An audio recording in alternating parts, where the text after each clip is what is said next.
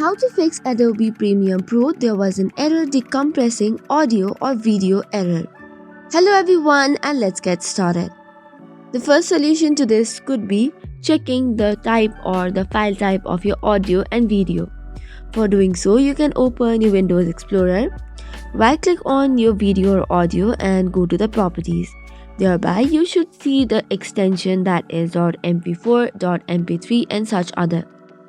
In order to decompress the audio, it should be converted to WAV. For changing the file type, open any of your browser and search for any online video editor or video converter.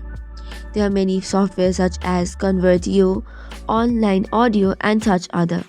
Once you choose the file from your file explorer and convert it, you can use the file to the Adobe Premiere Pro and the issue should be fixed. However, if it does not, here are some additional solutions as well.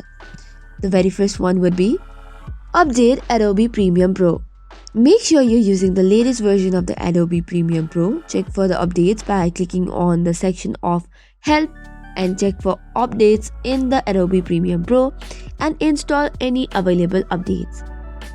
The next solution would be clear your media cache. Open the Adobe Creative Cloud application and navigate to the Apps tab. After this is done, scroll down and find the Adobe Premiere Pro. Click on the three dots next to it and click Manage.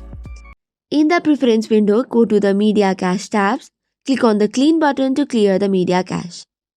Similarly, another solution would be transcode the media files. If the error persists, try transcoding the problematic media files to a different format using a third-party software. It could be Adobe Media Encoder or Handbake. Replace the problematic files in the Adobe Premiere Pro project with the transcoded versions and you're good to go.